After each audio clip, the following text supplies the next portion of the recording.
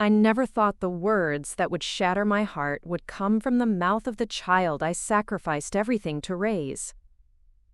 "Mom, you're just too embarrassing. I can't have you meeting my new boss." The silence that followed felt like standing in the eye of a hurricane, everything around me spinning while I remained frozen in disbelief. Before we jump back in, tell us where you're tuning in from, and if this story touches you, make sure you're subscribed, because tomorrow, I've saved something extra special for you. The morning sun streamed through the kitchen window of our modest two-bedroom apartment in Riverside, casting long shadows across the scratched linoleum floor that I'd been meaning to replace for 3 years. My name is Elena Vasquez, and at 52, I thought I had finally reached a place in life where surprises were rare. I was wrong. I stood at the stove, stirring scrambled eggs while humming an old Spanish lullaby my grandmother used to sing. The smell of fresh coffee filled the air, mixed with the faint scent of the jasmine plant I kept on the windowsill. These small morning rituals had become my anchor, especially since my son Marcus had graduated from college and started his new job at Meridian Technologies, a mid-sized software company downtown. Marcus emerged from his room, already dressed in one of the 3 business suits we'd purchased together at the outlet mall when he got the job. His dark hair was perfectly styled, and he wore the confident expression of a young man who believed the world was finally opening its doors to him. At 24, he stood 6 feet tall with my late husband's strong jawline and my own determined eyes. "Morning, mijo," I said, plating his eggs alongside 2 pieces of whole wheat toast. "You're up early today."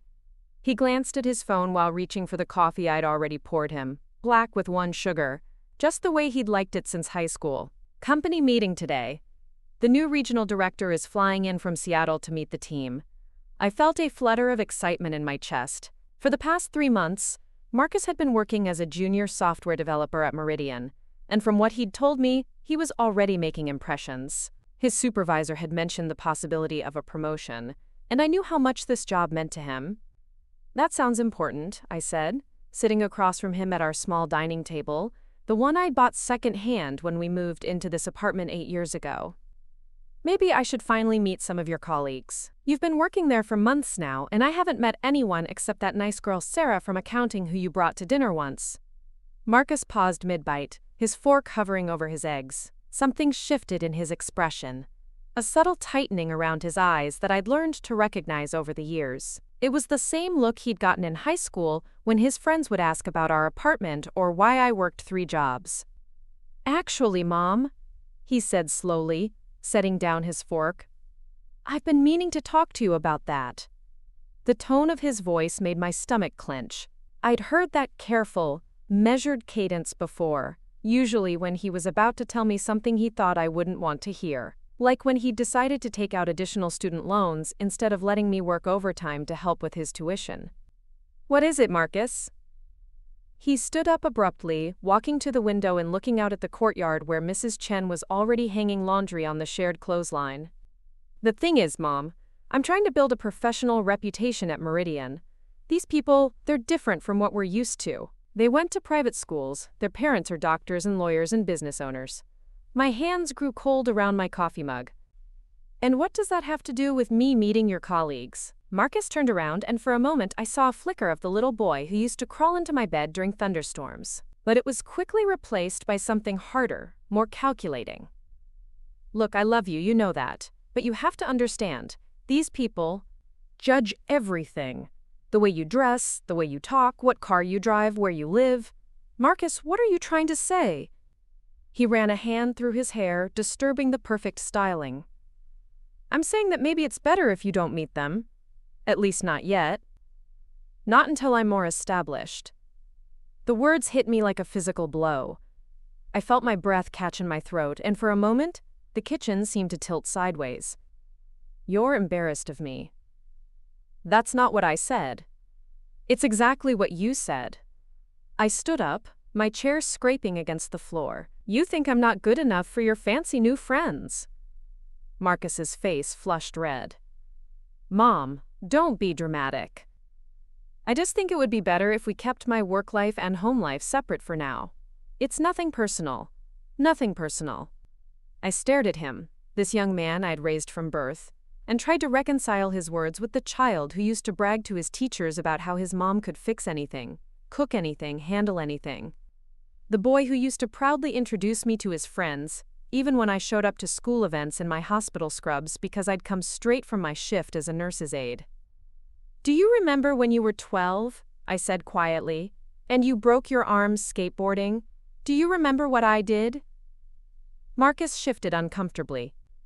"Mom, what does that have to do with anything? I left work in the middle of my shift, lost a day's pay, spent 6 hours in the emergency room with you, then stayed up all night making sure you were comfortable. When you worried about missing your baseball tournament, I called every parent on the team until I found someone who could drive you to practices with your cast." "I remember," he said, his voice barely above a whisper. "When you wanted to apply to that expensive university, what did I do?" "Mom, please." "I took on extra shifts at the hospital, started cleaning offices on weekends. Sold my grandmother's wedding ring to help pay for your application fees." My voice was steady, but I could feel tears threatening behind my eyes. "When you graduated summa cum laude, who was sitting in the front row, cheering louder than anyone else?" Marcus looked down at his hands. "You were. And now you're telling me that the woman who sacrificed everything to give you opportunities I never had is too embarrassing to meet your colleagues?" The silence stretched between us like a chasm. Outside, I could hear Mrs. Chen talking to her granddaughter in Mandarin, their voices carrying the easy warmth of family connection. Inside our apartment, the air felt thick with words unspoken and hearts breaking. Marcus picked up his briefcase, the leather one I'd given him for his graduation. "I have to go to work," he said without looking at me. "We can talk about this later." "No," I said firmly. "We'll talk about it now." "Look at me, Marcus." Reluctantly, he raised his eyes to meet mine. In them, I saw something that chilled me to the bone. Shame. Not shame for what he'd said, but shame for who I was. "Do you know what I see when I look at you?" I asked. "I see a young man who's forgotten where he came from. Who's forgotten that the very things he's ashamed of, this apartment, my job, the way I talk, those are the things that made it possible for him to have the opportunities he has now. That's not fair. What's not fair is you asking me to pretend I don't exist, so you can fit in with people who wouldn't give you a second glance if they knew you grew up in a single-wide trailer in East LA. Marcus flinched. We rarely talked about those early years, the ones before I had worked my way up to better jobs and better neighborhoods. The years when dinner sometimes meant peanut butter sandwiches, because that's all we could afford. "I never asked you to pretend you don't exist," he said. "Then what would you call it? You don't want me to meet your colleagues. You don't want them to know about your home life. What am I supposed to be, Marcus? Your dirty little secret?" He grabbed his car keys from the counter, the Honda Civic keys attached to the keychain I'd made him in a ceramics class I'd taken at the community. Preparing and narrating this story took us a lot of time. So if you are enjoying it, subscribe to our channel. It means a lot to us. Now, back to the story. Center. "I'm going to be late." Running away doesn't change the truth. Marcus paused at the door, his hand on the handle. For a moment I thought he might turn around, might apologize, might remember who he was and who had raised him. Instead, he said, "Maybe when you understand what I'm trying to build for myself, you'll see that this isn't about being ashamed. It's about being smart." The door closed behind him with a soft click that sounded like finality. I stood in my kitchen, surrounded by the remnants of our morning routine. His half-eaten breakfast, the coffee growing cold, the newspaper I'd left folded to the business section because I knew he liked to read about the tech industry. For 24 years, this had been my life, anticipating his needs, supporting his dreams, celebrating his successes. And now he was telling me I wasn't good enough to be part of the life I'd made possible for him. I sank into my chair and let the tears come. Not the dramatic, sobbing kind of tears, but the quiet, steady ones that come from a deep well of disappointment. I cried for the little boy who used to tell everyone that his mom was the strongest person in the world. I cried for the teenager who used to ask my advice about everything from girls to college applications. And I cried for the young man who had just told me that everything I was, everything I'd always been, was an embarrassment. After a few minutes, I wiped my eyes and looked around the kitchen. This apartment wasn't much, but it was clean and warm and filled with love. The refrigerator was covered with Marcus's achievements: his high school diploma, his college acceptance letter, photos from his graduation. The bookshelf in the living room held his textbooks alongside my nursing manuals and the romance novels I read before bed. This was our life. Our real life.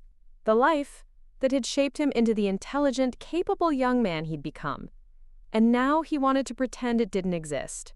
I picked up my phone and scrolled through my contacts until I found the number for Riverside Community Hospital, where I'd worked for the past 5 years as a certified nursing assistant. My shift didn't start until noon, but I needed something to do with my hands, something to keep my mind busy. "Hey, Rosa," I said when my supervisor answered. "It's Elena. I know I'm not scheduled until 12, but could I come in early? I could use the extra hours." Rosa Martinez had been my friend since my first day at the hospital. She understood the delicate balance of single parenthood, having raised 3 children of her own after her husband left. "Everything okay, Mija? Just need to stay busy today. Come on in, we can always use an extra pair of hands in the morning." I hung up and went to my bedroom to change into my scrubs. The pale blue uniform was comfortable and practical, with enough pockets for all the small tools of my trade. As I pinned my hair back and clipped my ID badge to my collar, I caught sight of myself in the mirror. This was who Marcus was ashamed of. A woman in her early 50s with work-lined hands and laugh lines around her eyes. A woman who spoke English with a slight accent that became more pronounced when she was tired or emotional. A woman who shopped at discount stores and drove a 15-year-old car, and lived in a 2-bedroom apartment because she'd spent every extra dollar on her son's future. I studied my reflection and tried to see myself through the eyes of Marcus's colleagues. What would they see? An older Latina woman in hospital scrubs, someone they might nod to politely if they passed her in a hallway but would never consider an equal. The thought made my chest tight with a familiar anger. I had felt it before, in 100 small moments over the years. The condescending tone of teachers who assumed I couldn't help with Marcus's homework. The surprise on people's faces when they learned I'd completed my GED and earned my CNA certification while working full-time. The way certain parents at school events would speak to me like I couldn't possibly understand their concerns about standardized test scores or college preparation. But I'd taught myself to swallow that anger, to smile politely and prove my worth through actions rather than words. I'd told myself it didn't matter what others thought, as long as Marcus knew how much I loved him and believed in him. Now I was learning that all those lessons I'd tried to teach him about dignity and self-respect had been lost somewhere along the way. Somewhere between his acceptance to college and his first corporate job, my son had learned to see me the way those other people did. I grabbed my purse and keys and headed for the door, but stopped when I saw the photo on the side table. It was from Marcus's college graduation, both of us smiling widely in front of the university's main building. I was wearing the best dress I owned, a navy blue one I'd bought specifically for the occasion, and Marcus had his arm around my shoulders. He looked proud and happy, and not at all like someone who was embarrassed to be seen with me. When had that changed? When had I gone from being his hero to his liability? The drive to the hospital gave me time to think, which was both a blessing and a curse. The morning traffic was light, and I found myself taking the long way, past the elementary school where Marcus had learned to read, past the community center, where I'd taken him for free after-school programs when I couldn't afford daycare. This was our neighborhood, our history. Every corner held a memory of the life we'd built together. The laundromat where we'd spent Saturday mornings when our washing machine broke and we couldn't afford to fix it right away. The library where Marcus had discovered his love of computers, spending hours on the public terminals learning programming languages. The small Mexican restaurant where we'd celebrated every birthday and achievement with their $5 combination plates. These weren't glamorous places, but they were ours. They were the foundation of everything Marcus had become. How could he be ashamed of that? At the hospital, I threw myself into work with the intensity of someone trying to outrun her thoughts. I helped elderly patients with their morning routines, checked vitals, assisted nurses with procedures. The work was physically demanding and emotionally rewarding, requiring the kind of presence and attention that left little room for dwelling on personal problems. Mrs. Patterson, a 78-year-old woman recovering from hip surgery, grabbed my hand as I helped her to the bathroom. "You're an angel, Elena," she said with genuine warmth. "I don't know what I'd do without you." Mr. Rodriguez, who was being treated for diabetes complications, always asked about Marcus when I checked his blood sugar. "How's that brilliant son of yours?" he asked that morning. "Still conquering the computer world?" "He's doing well," I said automatically, though the words felt hollow. "You should be proud," Mr. Rodriguez continued. "It's not easy raising a child alone, especially a son. But look what you've accomplished. That boy is going to change the world." I managed to smile and moved on to the next patient, but his words stayed with me. For 24 years, everyone had told me how proud I should be of Marcus, how well I'd raised him, how lucky he was to have a mother who cared so much. And I had been proud. Proud of his intelligence, his work ethic, his kindness. But now I wondered if somewhere along the way, I'd failed him in a fundamental way.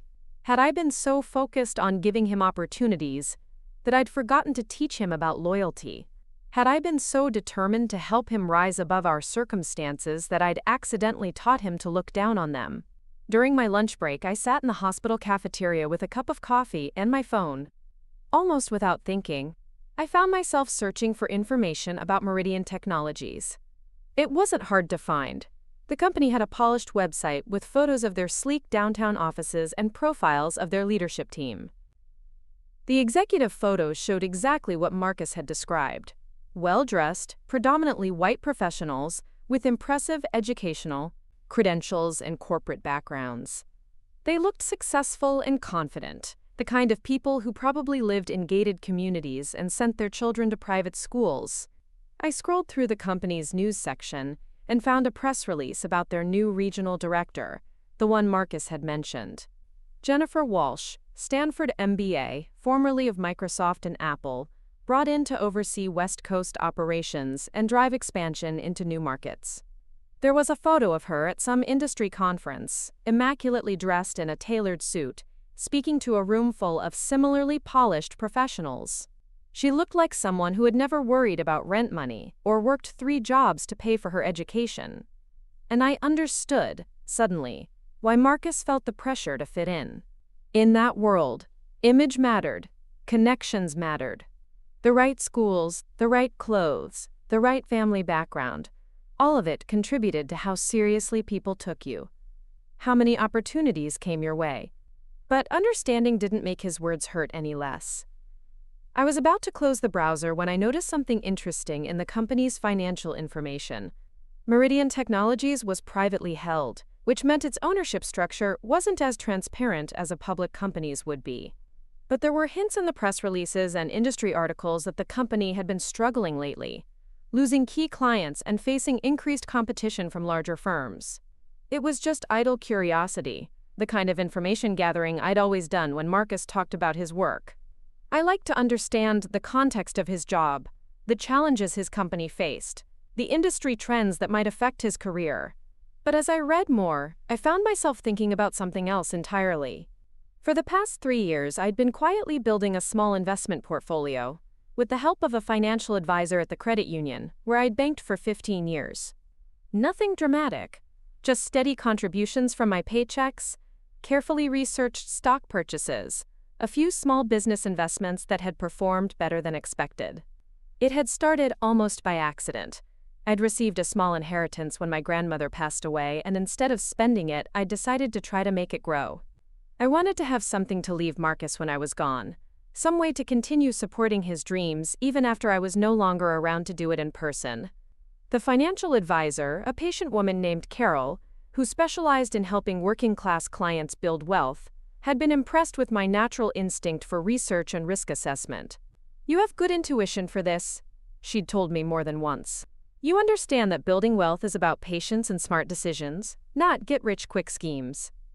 Over 3 years, my modest investments had grown into something more substantial. Not life-changing money, but enough to make me feel secure for the first time in my adult life. Enough to know that if I lost my job or got sick, I wouldn't lose everything I'd worked for. And as I sat in that hospital cafeteria, Reading about Meridian Technologies' financial struggles, an idea began to form in the back of my mind. It was crazy, impossible, the kind of thing that happened in movies but not in real life. But sometimes, real life needed a little movie magic. I finished my shift at 8 o'clock that evening and drove home through the familiar streets of Riverside. The apartment was dark when I arrived, which meant Marcus was either working late or avoiding another confrontation. I wasn't sure which possibility hurt more. I made myself a simple dinner, scrambled eggs again, with toast and the last of the orange juice, and sat at the dining table where we'd had our argument that morning. The silence felt different now, not peaceful but hollow. At 9 o'clock I heard Marcus's key in the lock. He entered quietly, probably hoping I'd already gone to bed. When he saw me sitting at the table with my laptop open, he paused in the doorway. "How was work?" I asked, as if nothing had happened. "Fine," he said cautiously. "The meeting with the regional director went well." "That's good. I'm glad." He studied my face, probably trying to determine if I was still angry or had moved on to some other emotional state. "What are you working on?" I turned the laptop screen so he could see the financial websites and investment research I'd been reading. "Just some personal projects. You know how I like to stay informed about business trends." Marcus relaxed slightly. This was familiar territory. His mom's quirky interest in the stock market and business news, something he'd always found endearing, if slightly puzzling. "Find anything interesting?" "Actually, yes." I closed the laptop and looked at him directly. "I've been reading about your company, Meridian Technologies." His expression immediately became guarded again. "What about it?" "They seem to be having some financial challenges, lost a few big clients recently, struggling to compete with the larger firms." "Where did you hear that?" "It's all public information, Marcus. Press releases, industry publications, financial reports. You just have to know where to look." He set down his briefcase and walked to the refrigerator, more to have something to do with his hands than because he was actually hungry. "Yeah, it's been a tough year for the company. But that's normal in tech. Companies go through cycles." "Of course they do," I agreed. "But some companies weather those cycles better than others. It usually comes down to leadership, strategic vision, the ability to adapt to changing markets." Marcus pulled out a bottle of water and leaned against the counter. "What's your point, Mom?" "No point," I said mildly. "I just find it interesting. Business is fascinating when you really dig into it." We stood there looking at each other across the kitchen, and I could see him trying to figure out what I was really thinking. After 24 years of living together, we could usually read each other's moods and motivations with startling accuracy. But tonight, I was keeping my cards close to my chest. "I'm sorry about this morning," he said finally. "I didn't mean to hurt your feelings." "But you're not sorry about what you said, just about how you said it." Marcus ran a hand through his hair, destroying what was left of his professional styling. "Mom, I don't know how to explain this to you. That world, my job, it's different from anything we've ever experienced. There are rules, expectations, ways of doing things that we don't understand." "We? You know what I mean." "No, Marcus, I don't. Why don't you explain it to me?" He sighed heavily.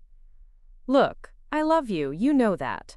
But the people I work with, they went to Ivy League schools.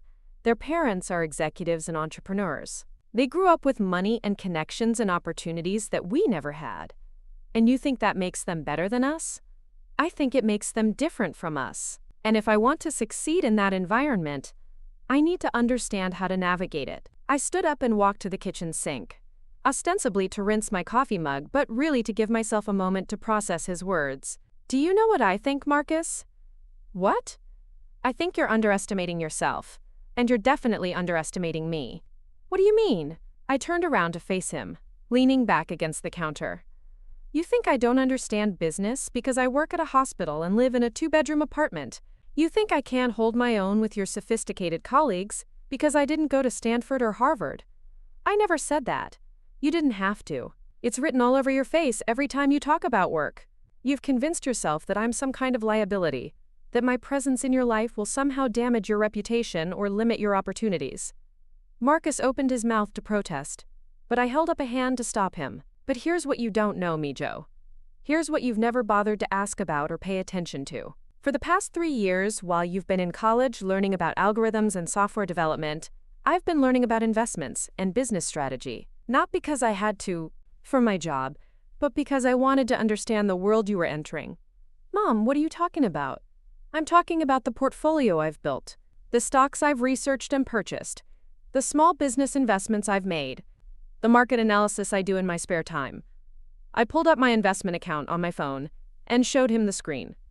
I'm talking about the fact that while you think I'm too unsophisticated to meet your colleagues, I've actually been more successful at building wealth in 3 years than most people are in a decade. Marcus stared at the phone screen, his eyes widening as he processed the numbers. This is real? Every penny of it, earned through my own research, my own decisions, my own patience and discipline. Where did you learn? The same place anyone learns anything in the 21st century, Marcus. The internet, books, asking questions, paying attention. I put the phone back in my pocket. Just because I work at a hospital doesn't mean I'm stupid. Just because I live in Riverside doesn't mean I can't understand how money works. Marcus sat down heavily in one of the dining room chairs. I had no idea. That's because you never asked. You never wanted to know about my interests or my goals or my life outside of being your mother. And that's fine. Children aren't supposed to worry about their parents' personal development. But you also don't get to assume you know everything about who I am based on my job title and address. The apartment fell quiet again, but this time the silence felt different. Not angry or hurt, but contemplative. Marcus was processing information that challenged everything he thought he knew about our circumstances and my capabilities. What are you going to do with it? He asked finally. The money, I mean. I'm still deciding, I said. But I'm considering making a bigger investment. Something that would really challenge me, push me outside my comfort zone. Like what? I smiled, and for the first time all day, it was genuine. Like buying a company. Marcus laughed, but it was the nervous kind of laugh people make when they're not sure if someone is joking. Mom, be serious. I am being serious. Dead serious. I walked back to the table and opened my laptop, pulling up the research I'd been doing on Meridian Technologies. Your company is in trouble, Marcus. More trouble than you probably realize. They're hemorrhaging clients. Their leadership team is fractured. And their biggest competitor just poached 3 of their senior developers. How do you know all that? Because I know how to research companies. I know how to read financial statements and industry reports. I know how to identify businesses that are undervalued and ripe for investment or acquisition. Marcus leaned forward, studying the screen. Even if all that's true, buying a company isn't like buying a stock. It takes millions of dollars, lawyers, due diligence, board approval. It takes those things if you're buying a healthy, profitable company, I corrected. But when a company is struggling, when it's facing bankruptcy or dissolution, the price can drop dramatically, especially if you're willing to take on debt and assume responsibility for turning things around. Mom, this is crazy. Maybe. Or maybe it's the smartest thing I've ever considered. I closed the laptop and looked at him directly. Tell me, Marcus, if someone bought Meridian Technologies and turned it into a successful company again, would your colleagues respect that person? Would they consider that person worthy of their attention and admiration? Marcus was quiet for a long moment, and I could see him working through the implications of what I was suggesting. You're talking about buying my company to prove a point? I'm talking about buying an undervalued business with strong potential for growth and profitability. The fact that it happens to be your company is just a convenient coincidence. And if I told you this was insane, if I begged you not to do this, I reached across the table and took his hand, the way I had when he was little and needed comfort. Then I'd listen to your concerns and take them seriously, but I wouldn't let your fear stop me from pursuing an opportunity that could change both our lives. Marcus stared down at our joined hands. What if you lose everything? What if I don't? We sat there in the quiet of our small apartment, mother and son, both of us on the verge of something that would change everything we thought we knew about ourselves and each other. Outside, the sounds of the neighborhood continued. Mrs. Chen calling her granddaughter in for dinner, Teenagers laughing as they walked past our building, the distant hum of traffic on the main road. This was our world, our life, our foundation. And tomorrow, I was going to start building something bigger on top of it. The next morning arrived, with the kind of crisp clarity that comes after a storm has passed through, leaving everything washed clean and somehow more visible than before. I woke at 5:30, an hour before my alarm, with my mind already racing through calculations and possibilities. The conversation with Marcus had shifted something fundamental in my thinking, like adjusting the focus on a telescope, until distant objects suddenly became sharp and clear. I made coffee in the quiet darkness of pre-dawn, standing at the kitchen window and watching the first hints of sunrise paint the sky purple and gold. In a few hours, Marcus would emerge from his room, grab his breakfast, and head off to Meridian Technologies, where he would spend another day trying to prove himself worthy of a world that had already decided people like us didn't belong. But what if we changed the rules of the game entirely? I spent the early morning hours diving deeper into Meridian's financial situation than I had the night before. What I found was even more promising than I'd initially thought. The company wasn't just struggling, it was hemorrhaging money at an alarming rate. Their last quarterly report, buried in the fine print of industry publications, showed losses that would make any investor nervous. More importantly, I discovered that Meridian was a family-owned business in the process of succession planning. The founder, Robert Meridian, was 73 years old and had been trying to retire for the past 2 years. His only son had moved to Europe and shown no interest in taking over the company. The board of directors was split between selling to a larger corporation that would likely strip the company for parts and trying to find an investor willing to maintain the company's independence. This was exactly the kind of situation that created opportunities for unconventional buyers. I pulled up the contact information for David Chen, the investment advisor who had been helping me manage my portfolio. David was a second-generation Chinese American who had built his practice specifically around helping working-class clients build wealth. His parents had owned a small restaurant in Chinatown, and he understood the unique challenges faced by people who hadn't inherited money or connections. "Elena?" David's voice was warm when he answered his phone at 8 o'clock sharp. "Good to hear from you. How can I help you this morning?" "I need to talk to you about something unusual," I said. "Something that might sound crazy at first." David chuckled. "In my experience, the ideas that sound crazy at first are often the ones worth pursuing. What's on your mind?" I explained my research into Meridian Technologies, their financial struggles, and the ownership transition they were facing. David listened without interrupting, occasionally making small sounds of interest or understanding. "So what you're telling me," he said when I finished, "is that you've identified a potentially undervalued acquisition target in an industry you understand through your son's work there. That's one way to put it. And you're considering making an offer to purchase the company?" "I'm considering exploring the possibility of making an offer. I want to understand what would be involved, what kind of financing might be available, what the realistic timeline would look like." David was quiet for a moment, and I could hear him tapping his pen against his desk, a habit I'd noticed during our previous meetings. "Elena, I have to ask, is this decision motivated by business logic or personal emotions?" The question was fair, and I had been asking myself the same thing since the idea first occurred to me. "Both," I said honestly. "The business case is solid. The company is undervalued, the industry fundamentals are strong, and there's clear potential for turnaround with the right leadership and investment. But yes, there's also a personal element. Your son's embarrassment? My son's education. He thinks success means being accepted by people who judge worth based on superficial markers like education and family background. I want to show him that real power comes from understanding how the world actually works and having the courage to act on that understanding." David laughed, a rich sound that filled my kitchen through the phone speaker. "Elena, in 15 years of working with clients, I've never had anyone call me to discuss acquiring a company as a parenting strategy. But you know what? I think it might be the most effective approach I've ever heard." We scheduled a meeting for that afternoon at his office in downtown Los Angeles. David wanted to review my financial position in detail and discuss the preliminary steps that would be involved in exploring an acquisition. He also mentioned that he had contacts in the mergers and acquisitions world who specialized in exactly these kinds of transitional opportunities.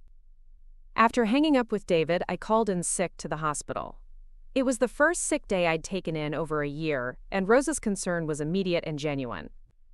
"You sure you're okay, Mija? You never miss work unless something's really wrong."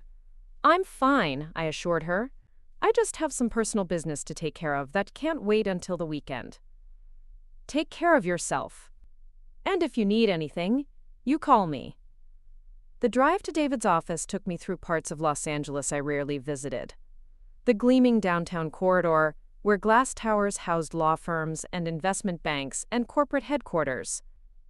I felt underdressed in my khakis and button-down shirt, surrounded by people in expensive suits who moved with the confident stride of those who had never questioned their right to occupy these spaces. But I also felt something else, a quiet determination that surprised me with its intensity. These people weren't smarter than me, or more deserving of success. They had simply been born into circumstances that made certain opportunities more accessible. Today I was going to level the playing field. David's office was on the 32nd floor of a building that offered spectacular views of the city sprawling toward the mountains. He greeted me with the same warmth he'd shown during our previous meetings, but I could see a new element of respect in his expression, as if my morning phone call had shifted his perception of me from careful saver to serious investor. "Before we dive into the specifics of Meridian," he said, settling behind his desk with a thick folder of documents, "I want to make sure we're both clear about what you're considering. Acquiring a company, even a struggling one, is fundamentally different from buying stocks or making small business investments. The financial commitment is larger, the risks are higher, and the time and energy required for success are enormous. I understand that. Do you? Because once you start this process, there's no hiding behind diversified portfolios or hands-off investing strategies. You become personally responsible for the success or failure of every aspect of the business. Employees depend on you for their livelihoods. Customers trust you to deliver on promises. Vendors expect timely payments. The pressure can be overwhelming, especially for someone without previous experience running a company." I leaned forward in my chair. "David, for 24 years, I've been personally responsible for the success or failure of every aspect of my son's life. I've made decisions that affected his education, his health, his future opportunities, his emotional well-being. I've managed budgets tighter than most companies ever face, solved problems with fewer resources than most executives have available, and maintained performance standards under pressure that would break most people." David smiled. "Point taken. But there's still the question of financing. Based on your portfolio value and income, you have significant resources for someone in your position, but probably not enough to purchase a company outright. What are my options?" David opened the folder and spread several documents across his desk. "There are a few possibilities. Leveraged buyouts, where you use the company's assets as collateral for loans to finance the purchase. Seller financing, where the current owners agree to accept payments over time rather than a lump sum. Partnership structures, where you team up with other investors to share the financial burden and risk." He pointed to a spreadsheet showing different financing scenarios. "Based on what I know about Meridian's situation, the most likely option would be a combination approach. Some cash upfront, some seller financing, and possibly a bank loan secured by the company's assets and future earnings projections. What would that look like in real numbers?" David pulled up a calculator and started running figures based on my current net worth and the estimated value of Meridian Technologies. "If the company is truly as distressed as your research suggests, and if the current owners are motivated to sell quickly, you might be looking at a purchase price significantly below the company's book value. Maybe 60 to 70 cents on the dollar." The numbers he showed me were substantial but not impossible. More money than I'd ever dreamed of having access to, but not so much that the whole idea was fantasy. "The key question," David continued, "is whether you're prepared for the personal financial exposure. Even with favorable financing terms, you'd be putting everything you've built at risk. Your savings, your home, your future security, all of it would be leveraged against the success of this one business venture." I thought about the conversation with Marcus, about his assumption that I was too unsophisticated to move in his professional world, about the years I'd spent making sacrifices to create opportunities for him that I'd never had myself. "I've been putting everything at risk my entire adult life," I said. "The only difference is that this time, I'd be doing it for myself instead of for someone else." David nodded slowly. "Then let's talk about next steps." The next 3 hours were a crash course in corporate acquisition strategy. David explained the due diligence process, the legal requirements for purchasing a business, the regulatory approvals that might be needed. He gave me homework, financial statements to review, industry analyses to study, legal documents to understand. Most importantly, he gave me the contact information for Rebecca Martinez, a mergers and acquisitions attorney, who specialized in helping non-traditional buyers navigate complex business purchases. "Rebecca's expensive," David warned, "but she's worth it. She's helped teachers buy restaurants, construction workers buy tech companies, nurses buy manufacturing firms. If anyone can guide you through this process, it's her." I called Rebecca from the parking garage of David's building, sitting in my 15-year-old Honda surrounded by BMWs and Mercedes. Her assistant scheduled a consultation for the following morning, noting that Rebecca had a particular interest in acquisition cases involving women and minorities. The drive home gave me time to process everything I'd learned. The scope of what I was considering was enormous, far beyond anything I'd attempted in my life. But it was also exciting in a way that surprised me. For the first time in years, I was thinking about my own dreams and ambitions rather than just supporting someone else's. Marcus was already home when I arrived, sitting at the kitchen table with his laptop open and papers spread around him. He looked up when I entered, his expression cautious. "How was your day?" he asked. "Productive. How was yours?" "Busy." The new regional director started implementing changes. Some people are nervous about job security. I hung my purse on the hook by the door and noticed the way Marcus was watching me, as if he was trying to read something in my posture or expression. "What kind of changes?" "Restructuring. New performance metrics. Some departments are being consolidated." Marcus closed his laptop and leaned back in his chair. "Mom, about last night." "You don't need to apologize again, Marcus. We said what we needed to say." "I know, but I've been thinking about it all day. About what you said about buying the company." I pulled a bottle of water from the refrigerator and sat across from him. "And I did some research of my own today.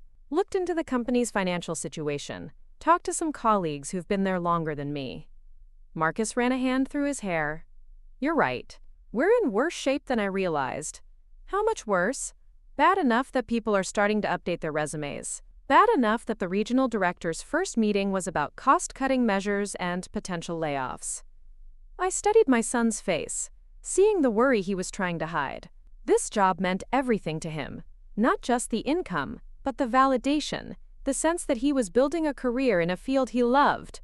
"Are you concerned about your own position?" "I should be safe for now. I'm junior enough that my salary isn't a major expense, and I've been getting good performance reviews, but if things don't turn around soon, even the junior positions won't be secure." We sat in comfortable silence for a few minutes, both of us lost in our own thoughts. Finally, Marcus spoke again. "Mom, when you talked about buying the company, were you serious? Like, actually serious? Dead serious? Because if you really could do something like that, it would change everything. Not just for you, but for everyone who works there. These are good people. Smart people who deserve better than watching their company collapse because of poor management and bad leadership." I reached across the table and touched his hand. "And it would mean that your mother wouldn't be an embarrassment anymore. She'd be the boss." Marcus flinched. "That's not why I think you should do it." "Isn't it?" I think you should do it, because you're probably the only person I know who could actually pull it off." He looked me directly in the eyes for the first time since our argument. "I've been thinking about what you said last night, about everything you've accomplished that I never paid attention to. You're right. I have been underestimating you. And yourself. You think you need the approval of people who judge you based on your background instead of your abilities. But success isn't about fitting into someone else's definition of worthiness. It's about creating your own definitions and living up to them." Marcus smiled, and for a moment I saw the little boy who used to tell everyone that his mom could do anything. "So what's the next step?" "I meet with an attorney tomorrow to discuss the legal aspects of making an offer. After that, we'll see. We? You work there, Marcus. You understand the company's operations, the technology, the personnel. If I'm serious about this, I'll need someone on the inside who can help me understand what I'm buying. You want me to spy on my own company? I want you to help me save it.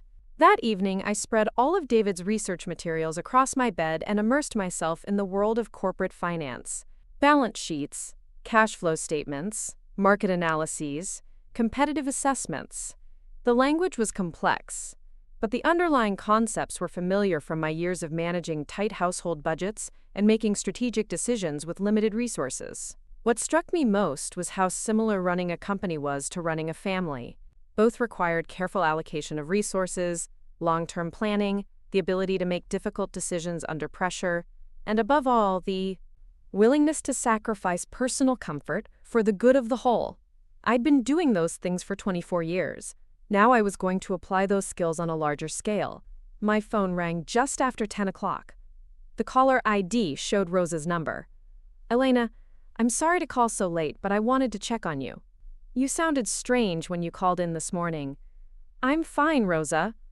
Just dealing with some family stuff. Is Marcus okay? He's fine too. Actually, he's better than fine. We had a breakthrough today. Rosa was quiet for a moment. You know, in all the years I've known you, I've never heard you take time off for yourself.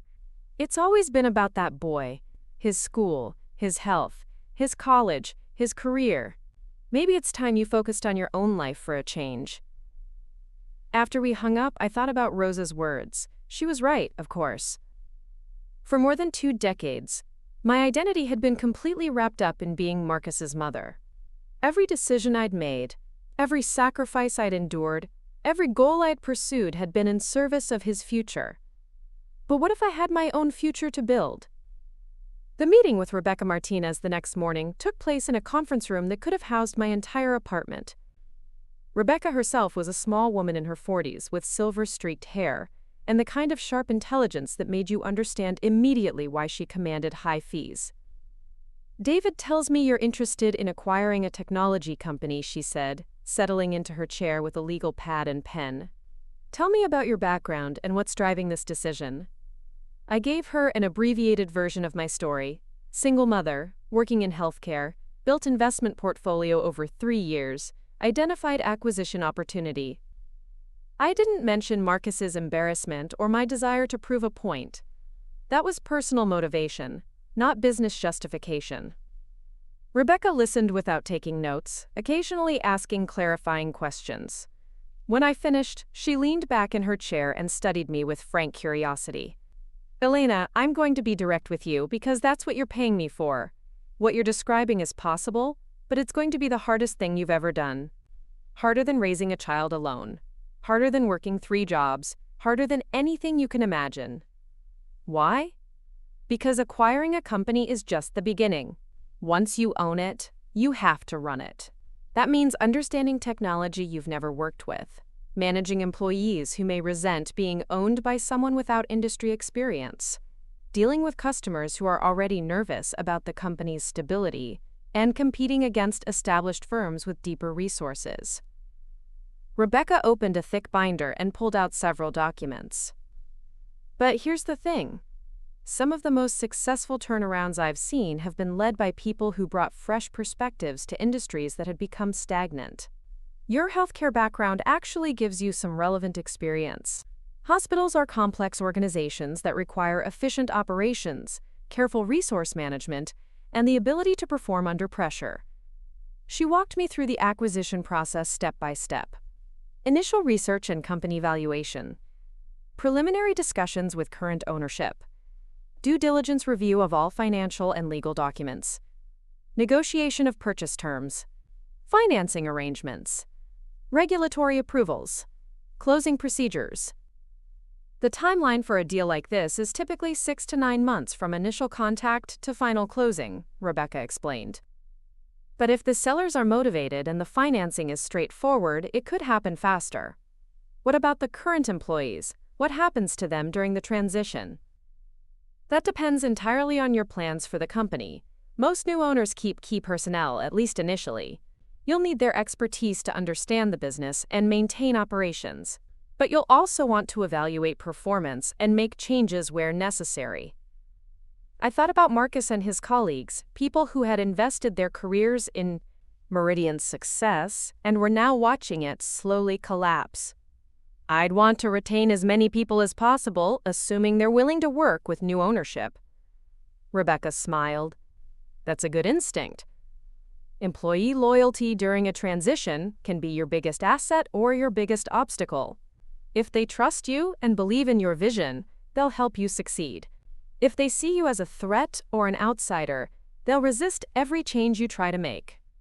She gave me another stack of homework: legal documents to review, financial projections to study, industry reports to analyze. But more importantly, she gave me confidence that what I was considering wasn't just a fantasy. I've seen teachers buy restaurants and turn them into successful chains, she said as I gathered my materials. I've seen construction workers buy tech companies and revolutionize their industries. Success in business isn't about having the right pedigree. It's about having the right combination of intelligence, determination, and courage. The drive home took me past Meridian's offices, a modest building in an industrial park that had seen better days. I pulled into the parking lot and sat for a few minutes, watching employees come and go. These were Marcus's colleagues, people who worked in the world he was so desperate to be accepted by. They looked like ordinary people, well-dressed but not extravagant, professional but not intimidating. People who worried about their mortgages, and their children's college funds, and their retirement savings, just like everyone else. If I went through with this acquisition, these people would work for me. They would look to me for leadership, for vision, for the security of knowing their jobs were safe. The responsibility was enormous, but it was also strangely appealing. I thought about all the times over the years when I'd been dismissed or underestimated because of my background or my job or my accent. All the times I'd smiled politely while people made assumptions about my intelligence or my capabilities. All the times I'd bitten my tongue when I knew I had insights or ideas that could help, but also knew my contributions wouldn't be taken seriously. This was my chance to prove that wisdom and capability couldn't be judged by surface appearances. Not just to Marcus or his colleagues, but to myself. My phone buzzed with a text message from David. Rebecca called. She's impressed. When you're ready to move forward, she'll set up preliminary discussions with Meridian's ownership. Are you ready? I stared at the message for a long time, watching Meridian employees walk through the parking lot, heading home to their families and their own dreams and worries. These people deserved better than watching their company fail. Marcus deserved to work for an organization that valued his contributions, and I deserved the chance to build something meaningful with my own hands. I typed my response carefully. I'm ready. Let's do this. The next morning, I called in sick to the hospital again. This time, Rosa didn't ask questions. She just said, "Take all the time you need, Mija. We'll be here when you're ready to come back." If everything went according to plan, I might never come back. At least not as a nursing assistant, earning $12 an hour and worrying about whether I could afford to fix my car when it broke down. Rebecca had arranged a preliminary meeting with Robert Meridian for the following week. Before then, I had mountains of documents to review and questions to formulate. I also had to prepare myself mentally for the possibility that this crazy idea might actually become reality. Marcus left for work that morning with a new energy I hadn't seen in months. He kissed my cheek at the door and said, "Good luck today, Mom. I believe in you." For the first time in years, I believed in myself too. The conference room at Meridian Technologies smelled like stale coffee and desperation. I sat across from Robert Meridian, a man whose 73 years showed in the deep lines around his eyes and the slight tremor in his hands as he shuffled through papers. Beside him sat his attorney, a stern-faced woman who had introduced herself as Patricia Wells, and his chief financial officer, a nervous man named Kevin, who kept glancing at his phone as if expecting urgent news. Rebecca sat beside me, her presence both reassuring and empowering. In the weeks since our first meeting, she had transformed from expensive consultant to trusted advisor.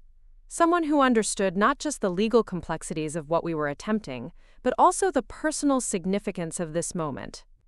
"Mrs. Vasquez," Robert began, his voice carrying the weight of a man who had built something meaningful and was now watching it crumble. "Rebecca tells me you're interested in acquiring Meridian Technologies. I have to admit, when she first reached out, I thought there might be some mistake." "No mistake," I replied calmly. "I've done extensive research into your company's situation, and I believe there's significant potential for turnaround with the right investment and leadership." Patricia leaned forward, her expression skeptical. "Mrs. Vasquez, with all due respect, acquiring and running a technology company requires specific expertise and experience. What qualifications do you have in the software industry?" The question I had been preparing for since this journey began. I opened my portfolio and spread several documents across the polished conference table. "You're right that I don't have direct experience in technology, but I do have 24 years of experience in complex problem solving, resource management under pressure, and making strategic decisions with limited information. I've also spent the past 3 years building a successful investment portfolio through careful research and risk assessment." I pulled out the detailed analysis I had prepared of Meridian's financial situation, complete with industry comparisons and turnaround projections. More importantly, I've identified specific operational inefficiencies and market opportunities that your current leadership team has overlooked. Kevin's eyebrows rose as he scanned my documents. "These projections. Where did you get this data?" "Public sources, industry reports, customer feedback surveys that are available online, employee reviews on professional networking sites. The information is all there if you know where to look and how to interpret it." Robert studied my analysis with growing interest. "You've identified problems that our own consultants missed, because your consultants were looking at symptoms rather than root causes. You have a talented workforce that's demoralized by poor communication and lack of clear direction. You have products that meet market needs but aren't being marketed effectively. You have customer relationships that are deteriorating because of inconsistent service delivery." I leaned forward, making eye contact with each person at the table. "These aren't technology problems, they're management problems. And management problems can be solved by anyone with the right combination of analytical skills, interpersonal intelligence, and determination." Patricia remained unconvinced. "Even if we accept your assessment of the company's problems, acquisition and turnaround require significant capital investment. Do you have the financial resources necessary for this kind of undertaking?" Rebecca smoothly intervened, sliding a financial summary across the table. "Mrs. Vasquez has substantial liquid assets, excellent credit, and access to additional financing through both traditional and alternative lending sources. We've already had preliminary discussions with several institutions that specialize in acquisition financing. The numbers were impressive even to me. Over the past week, David had worked his network of contacts to identify financing options I hadn't known existed. Small business loans designed specifically for acquisition scenarios. Community development financial institutions that specialized in supporting non-traditional entrepreneurs. Even a group of angel investors who were intrigued by the prospect of backing an unconventional turnaround story. Robert set down my analysis and looked at me with a mixture of curiosity and something that might have been hope. "Mrs. Vasquez, why this company? Why now? There are other investment opportunities that would involve less risk and complexity." The question went to the heart of everything, and I knew that my answer would determine whether this conversation continued or ended right here. I thought about Marcus probably sitting at his desk just down the hall, unaware that his mother was in this building negotiating to become his boss. I thought about all the times I had been dismissed or underestimated because of assumptions people made about who I was and what I was capable of achieving. "Mr. Meridian, 30 years ago you started this company because you saw an opportunity that others missed. You had a vision for what technology could accomplish, and the courage to risk everything to make that vision reality. That kind of entrepreneurial spirit doesn't disappear just because someone doesn't have an MBA or a trust fund."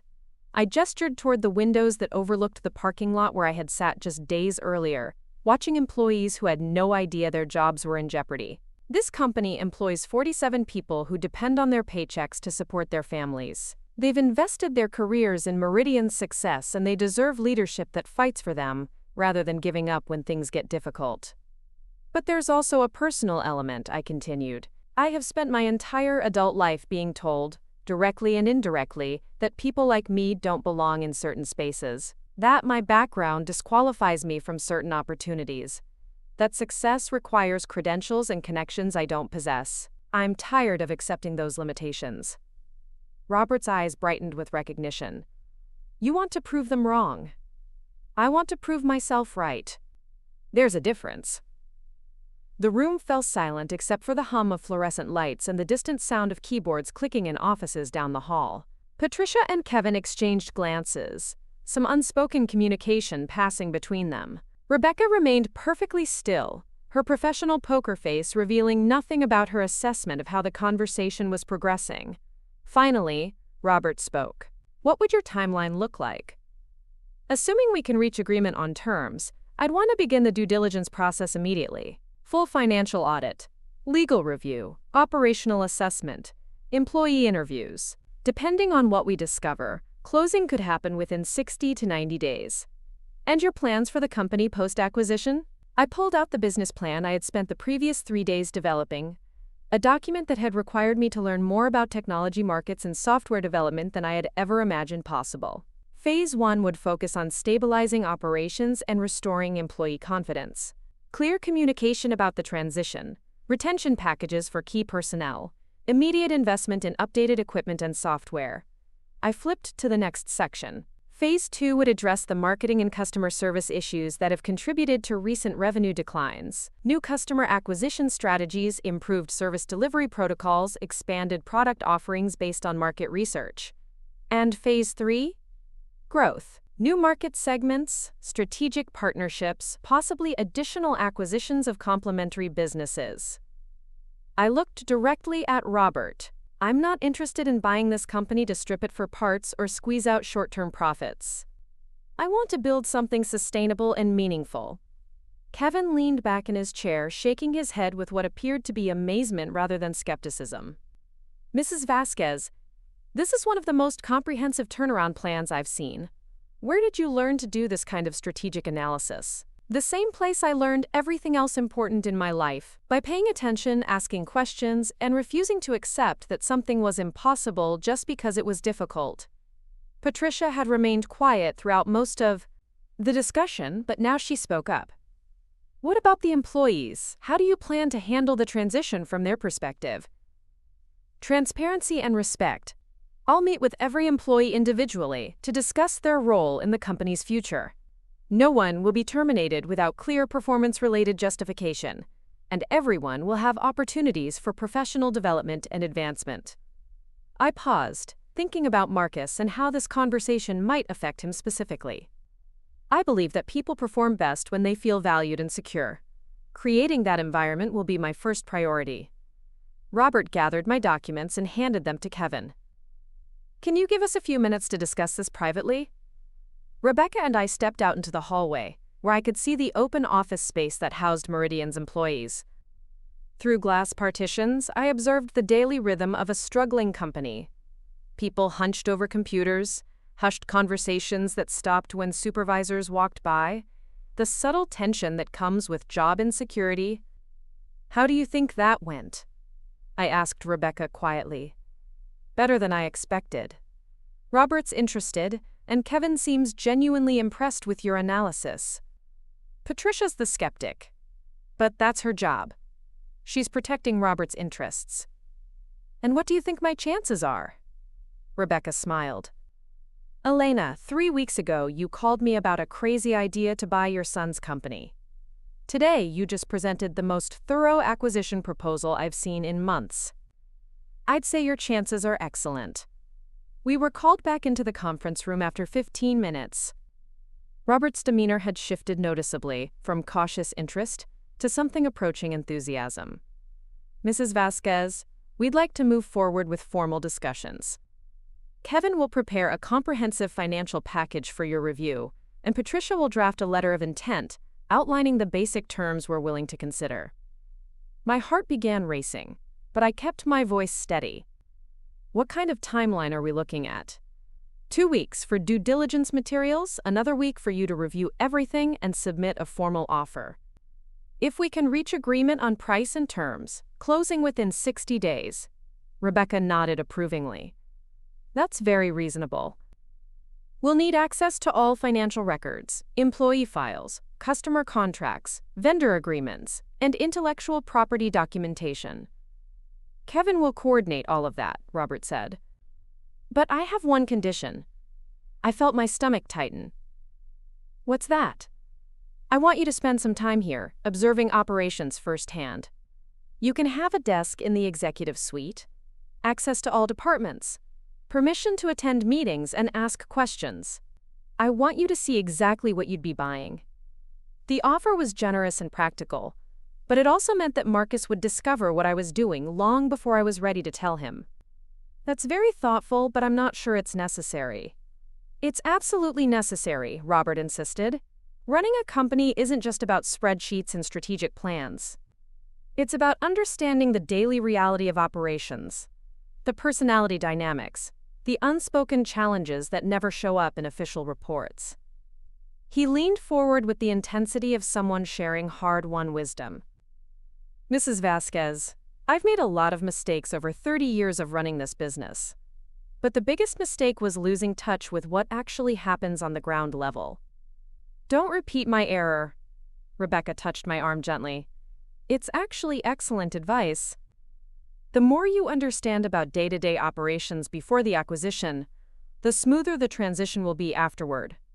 I realized they were right, but the thought of working in the same building as Marcus while negotiating to buy his company felt overwhelming. Still, if I was serious about this endeavor, I needed to gather as much information as possible. When would you want me to start? Monday morning.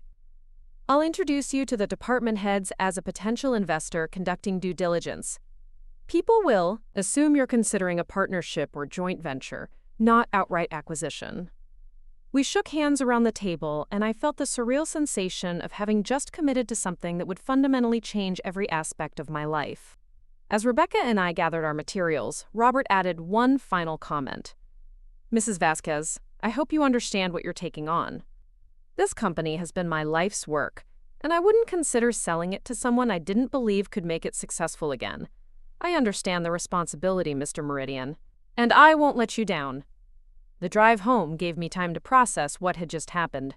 In less than 2 weeks, I had gone from being a nursing assistant with investment hobby to being a serious candidate for acquiring a technology company. The transformation felt both exhilarating and terrifying. Marcus was waiting for me when I arrived home, pacing the kitchen with barely contained energy. Mom, where have you been? I've been trying to reach you all afternoon. I had some business to take care of. What's wrong? There are rumors flying around the office. Someone said there's a potential buyer interested in the company. Management called an all-hands meeting for Monday morning to address employee concerns. I set down my purse and tried to keep my expression neutral. What kind of rumors? That someone's been asking detailed questions about our operations, requesting financial information, meeting with Robert and the executives. People are worried about layoffs, restructuring, maybe even complete shutdown. The irony was overwhelming. Marcus was panicking about the very thing I hoped would save his job and restore stability to his workplace. But I couldn't tell him that without revealing my entire plan prematurely. I'm sure management will clarify everything at the meeting, I said carefully. Mom, what if they close the company? What if we all lose our jobs? I just started building a career here. I walked over and took his hands, looking directly into his worried eyes. Marcus, whatever happens with your company, you're talented and capable. You'll land on your feet. But you don't understand. It's not just about finding another job. It's about everything I've invested in this place, all the relationships I've built, the projects I've worked on. If Meridian fails, all of that disappears. For the first time since our argument about meeting his colleagues, I saw genuine vulnerability in my son's expression. Not the calculated concern about professional image, but real fear about losing something he valued. Tell me about those relationships, I said. Tell me about the projects. Help me understand why this company matters so much to you. Marcus sat down at the kitchen table and began describing his work in detail. The software applications he had helped develop, the clients whose problems he had solved, the colleagues who had become friends and mentors. As he talked, I realized that his attachment to Meridian went much deeper than career ambitions or social acceptance. He genuinely cared about the work itself and the people he worked with. He had found a place where his skills were valued, and his contributions made a difference. The thought of losing that was devastating to him. "Marcus," I said when he finished talking, "what if I told you that the potential buyer might not be interested in massive layoffs or restructuring? What if their plan was actually to invest in the company's growth and retain the existing workforce?" "How could you possibly know that?" "I'm just saying, maybe you shouldn't assume the worst until you have more information." He studied my face with the same intensity he had shown as a child when he suspected I was hiding something. "Mom, you're acting strange. Ever since our conversation about buying companies, you've been different. More secretive, more distracted." "I've just been thinking about our discussion. About opportunities and taking risks and not letting other people's assumptions limit what's possible." "What does that mean?" I realized I was approaching a moment of truth earlier than I had planned. Marcus was too perceptive to be fooled much longer, and he deserved honesty about something that would affect his life so dramatically. It means that sometimes the best way to change your circumstances is to stop asking for permission and start taking action. That weekend, I immersed myself in preparation for my first day of working inside Meridian Technologies. Rebecca had provided me with a checklist of information to gather: employee morale indicators, operational bottlenecks, customer satisfaction issues, technology infrastructure limitations. But more than data collection, I needed to understand the company's culture and personality. I also spent hours researching the backgrounds of key employees, including Marcus. Reading his performance reviews, his project contributions, his peer evaluations. What I discovered filled me with pride that had nothing to do with maternal bias. Marcus was genuinely excellent at his job. His supervisors consistently praised his technical skills, his creative problem-solving abilities, and his collaborative approach to team projects. His colleagues respected him, and his contributions had directly resulted in improved products and satisfied customers. My son wasn't just trying to succeed in the corporate world. He was actually succeeding. And he was doing it through merit and hard work, not networking or political maneuvering. The realization made my acquisition plans feel even more important. Marcus belonged at Meridian not because he could fit into some predetermined mold, but because he was genuinely good at what he did. If I could save the company, I would be protecting something he had earned through his own efforts. Monday morning arrived with unseasonable rain, the kind of steady drizzle that makes everything feel gray and uncertain. I dressed in my most professional outfit, a navy blue suit I had purchased for Marcus's college graduation, and drove to Meridian's offices with my stomach churning from nervous energy. Robert met me in the lobby at 8 o'clock sharp, introducing me to the receptionist as Elena Vasquez, a potential investor who would be conducting operational assessments over the next 2 weeks. The cover story felt flimsy, but no one seemed particularly surprised by the presence of an outside evaluator. "I've arranged for you to have a desk in the conference room adjacent to my office," Robert explained as we walked through the building. "You'll have access to all departments and permission to attend any meetings you find relevant." The office space was exactly what I had expected from my research. Functional but dated, with cubicles that showed their age and equipment that was several generations behind industry standards. But there was also an energy in the air, people focused on their work, despite the uncertainty surrounding the company's future. "The all-hands meeting is at 9, Robert continued. "I'll introduce you briefly, then address the acquisition rumors that have been circulating." "What will you tell them?" "The truth, that we're exploring various options for ensuring the company's long-term stability, and that any changes will be communicated transparently as decisions are made." At exactly 9 o'clock, 47 employees gathered in the main conference room. I stood at the back, trying to remain inconspicuous while scanning faces for Marcus. I spotted him in the third row, looking professional and attentive, completely unaware that his mother was watching from 20 feet away. Robert's presentation was masterful in its combination of honesty and reassurance. He acknowledged the company's financial challenges without creating panic, discussed potential solutions without making promises he couldn't keep, and emphasized his commitment to protecting employee interests throughout any transition process. "Over the next 2 weeks," he concluded, "Mrs. Vasquez will be observing our operations as part of the due diligence process. I encourage you to answer her questions honestly and share your insights about how we can improve our effectiveness." After the meeting, employees filed out with expressions ranging from cautious optimism to barely concealed anxiety. Marcus lingered near the front of the room, talking quietly with several colleagues. I watched him from across the room, noting his body language and the way others responded to him. He was clearly well respected by his peers, someone they turned to for both technical advice and emotional support. The observation made me even more determined to succeed in my acquisition plans. The next 2 weeks were an intensive education in corporate operations, unlike anything I had experienced. I attended budget meetings, where departmental managers fought over limited resources. I observed customer service calls where representatives struggled to address complaints about delayed deliveries and inconsistent product quality. I reviewed personnel files that revealed concerning patterns of employee turnover in key positions. But I also discovered strengths that hadn't been apparent from external research. The development team had created several innovative applications that were generating positive industry attention. The sales staff had identified potential new markets that could significantly expand revenue opportunities. The customer service problems were largely the result of understaffing and inadequate training rather than fundamental incompetence. Most importantly, I confirmed my initial assessment that Meridian's problems were primarily management-related rather than market-driven. With proper leadership and strategic investment, the company could not only survive but thrive.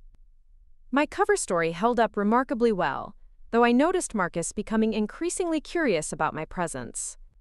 He would find excuses to walk past the conference room where I worked, clearly trying to catch glimpses of my activities. During lunch breaks, I would see him in intense conversations with colleagues, probably speculating about my purpose and recommendations.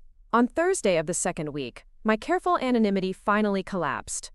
I was reviewing customer contracts in the conference room when Marcus knocked on the open door. "Mrs. Vasquez? I'm Marcus Vasquez. I work in the development department." I looked up from the documents spread across the table, my heart pounding so hard I was certain he could hear it. "Hello, Marcus. Please, come in." He stepped into the room and closed the door behind him, his expression a mixture of confusion and suspicion. "Mrs. Vasquez, I have to ask, are you related to Elena Vasquez?" The moment I had been dreading and anticipating in equal measure. I could continue the deception, claim it was coincidental similarity in names, maintain the professional distance that had allowed me to observe his work environment objectively, or I could trust that the son I had raised would understand what I was trying to accomplish and why it mattered. "Yes," I said quietly. "Elena Vasquez is my first name. I'm your mother, Marcus." He stared at me for several seconds, his face cycling through emotions too quickly for me to interpret. Shock, confusion, anger, disbelief, and something that might have been admiration. "You're the potential buyer," he said finally. "You're actually trying to purchase Meridian Technologies." "I am.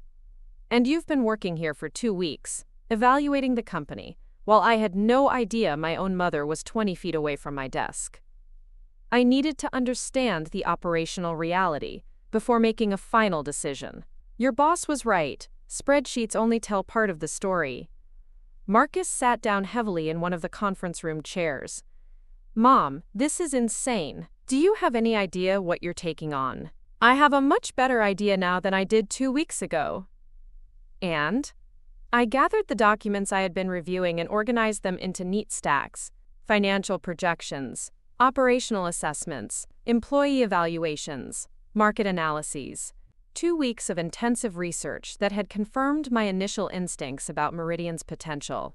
"And I'm going to buy this company, Marcus. I'm going to invest in its growth, retain its employees, and turn it into something we can all be proud of." You work here. You care about this place and the people in it. Whether you want to admit it or not, we're going to be business partners." Marcus leaned back in his chair and laughed, a sound that contained equal parts disbelief and genuine amusement. "My mother is going to be my boss. Only if you want to keep working here. I won't make that decision for you. Of course I want to keep working here. This is my career, my future." He paused, studying my face. "But what about you? Are you ready to give up nursing and become a technology executive?" I'm ready to build something meaningful with my own hands instead of just supporting other people's dreams. That afternoon, I submitted my formal offer to purchase Meridian Technologies. The price was fair but not generous, reflecting both the company's potential and its current problems. The terms included retention bonuses for key employees, investment commitments for infrastructure improvements, and protection clauses for the existing workforce. Robert called me that evening to accept the offer. "Mrs. Vasquez, I won't pretend this isn't unconventional, but after watching you work for 2 weeks, I'm convinced you understand this company better than anyone who's expressed interest in buying it." The closing process took exactly 60 days, during which I continued working at the hospital while completing the final legal and financial requirements for the acquisition. Rebecca guided me through document reviews and contract negotiations, with the patience of someone who understood that I was learning an entirely new profession.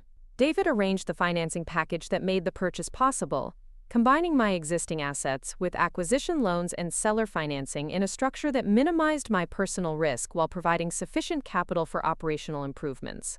And Marcus served as my unofficial liaison with the Meridian workforce, helping me understand individual employees' strengths and concerns, while gradually preparing his colleagues for the transition to new ownership. The day I officially became the owner of Meridian Technologies was a Tuesday in November, crisp and clear, with the kind of autumn sunshine that makes everything seem possible. I stood in the lobby of what was now my company, watching employees arrive for work, knowing that 47 families depended on the decisions I would make in the months and years ahead.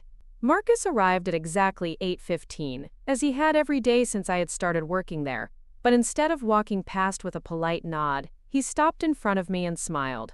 "Good morning, Ms. Vasquez," he said formally. "I hear there's a new owner taking over today." "Good morning, Mr. Vasquez," I replied with equal formality. "I hear the new owner is planning some significant improvements. Any chance those improvements include better coffee in the break room? Consider it done." We walked into the building together, mother and son, employee and boss, partners in an adventure that neither of us could have imagined just 3 months earlier. That afternoon, I called an all-hands meeting to introduce myself officially as Meridian's new owner and CEO.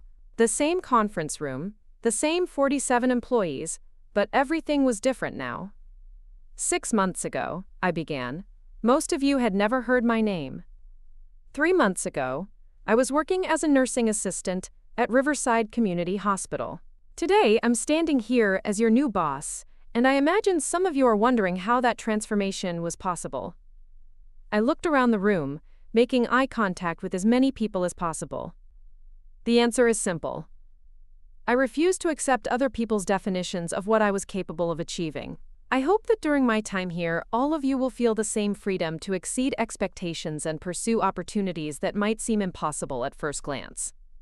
I outlined my plans for the company: immediate infrastructure investments, expanded professional development, opportunities, performance-based advancement policies, and aggressive but realistic growth targets. But more than specific initiatives, I tried to communicate a vision of what Meridian could become under leadership that valued both innovation and stability. "I'm not here to revolutionize everything overnight," I concluded. "I'm here to build on the foundation of talent and expertise that already exists in this room. Together, we're going to prove that success comes from intelligence, determination, and mutual respect, not from credentials or connections or any other artificial barriers."